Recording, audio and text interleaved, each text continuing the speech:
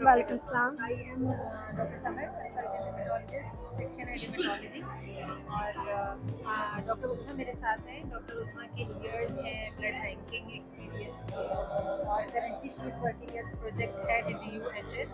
तो मैं डॉक्टर उस्मा से ये जानना चाहूँगी कि मेजर रोड ब्लॉक्स क्या रहे इनके जर्नी में, जो भी इनके ईयर्स स्पेंड हुए वर्क को लेकर.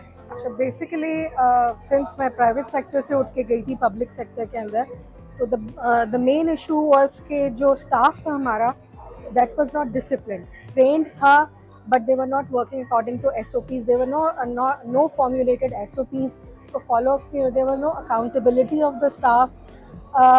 एक पहला मेजर तो ये था. फिर जब हमने उसको लोकल ब्लड बैंक को अपग्रेड किया as a regional blood centre, तो हमें फंडिंग के इश्यूज़ का बहुत इशू. हमने बजटिंग की है, ये सब चीज़ें भेज दी हैं, बस मसला ये है कि बजट रिलीज़ नहीं होते हैं ऑन टाइम्स.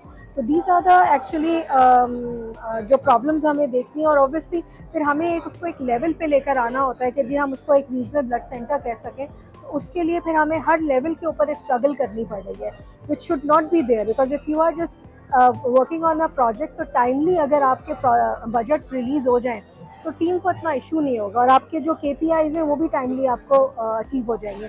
सेकेंडली जो ट्रेनिंग के इश्यूज़ हैं, ट्रेनिंग खैर हमें कोऑपरेट किया बहुत ज़्यादा. गोपा वालों ने हमारा ट्रेनिंग करा के दी. फिर उसकी implementation, the formulation of SOPs, we have to start right from the scratch.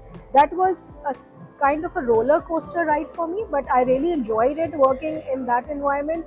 And I really feel जो मैंने इंडस से सीखा 9-10 सालों के अंदर, that's what I'm implementing in a public sector, which is like मुझे बहुत खुशी होती है कि जब मैं कोई चेंज ला सकी अपनी उस पूरे टेन्योर की वजह से. एक सवाल और होगा मेरा डॉक्टर उस्मा से कि डू यू स्टिल थिंक कि प्राइवेट और गवर्नमेंट सेक्टर को लेके transfusion transmitted testing, transfusion transmitted infections में अभी भी स्टैंडर्डाइजेशन की नीड है? और Yes, very much. There is an escape of infections still due to limitation of modalities?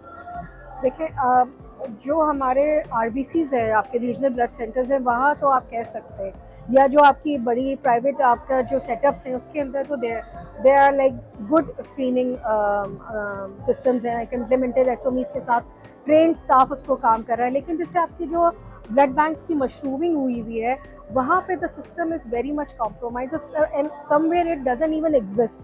कुछ लोग बगैर टेस्टिंग के ही ब्लड, हमने खुद अपनी आंखों से देखा है बड़े बड़े गवर्नमेंट सेटअप्स के अंदर के जी वहाँ पे जाके कोई प्राइवेट सेक्टर का ब्लड बैंक बैठ जाता है कि जी हम ब्लड सप्लाई करें. And they are not even drawing the blood on standard, not even testing and they are like making the products और उसको डिस्ट्रीब्यूट कर रहे हैं. यस.